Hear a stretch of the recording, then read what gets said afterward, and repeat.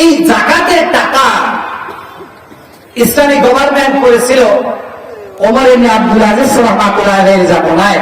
আপনাকে নাম শুনছেন, ওমর ইবনে আব্দুল আজিজ রাহমাতুল্লাহ আলাইহির জামানায় ইসলামী স্টেট কায়েম যখন করলেন, যাকাত যখন তিনি কালেকশন করলেন, বাজারে বাজারে ঢোল পিটানো হতো আর বলা হতো যাকাত কে নিবে, যাকাত কে নিবে, যাকাত কে নিবে। ওই সময় দেখা গেছে একজন লোক পাওয়া যায় নাই যে যাকাতের টাকা আমার দরকার। আজকে যদি মধু করে বলা হয় যাকাতের টাকা দেবে, দেখবেন লোকেরা ভিড়ের চোটে ঠেলা খেয়ে আসার করে দাঁত ভাঙবে না ভাই, দাঁত ভাঙবে না ভিড়ের চোটে।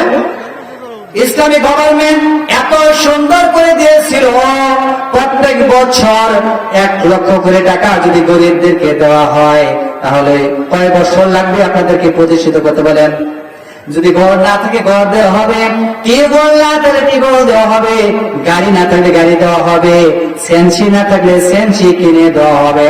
আল্লাহ রাসূল বলেছেন, যদি শিক্ষিত যুবককে, আমরা শুনেছি বাংলাদেশ জামায়াত ইসলামী নায়েবে আমির তিনি ঘোষণা দিয়েছেন যে বাংলাদেশকে দরিদ্র মুক্ত করার জন্য যারা শিক্ষিত এবং অশিক্ষিত তাদেরকে তারা চাকরির ব্যবস্থা হবে না, 10 লক্ষ করে টাকা দেওয়া হবে। 10 লক্ষ বলতে জামায়াত ইসলামী যদি ক্ষমতা যায় 10 লক্ষ করে টাকা দেবে। তাহলে যদি আপনাকে 10 লক্ষ টাকা দেয় তাহলে আপনার কি আরো কি ওই চাঁদাবাজি করা লাগবে?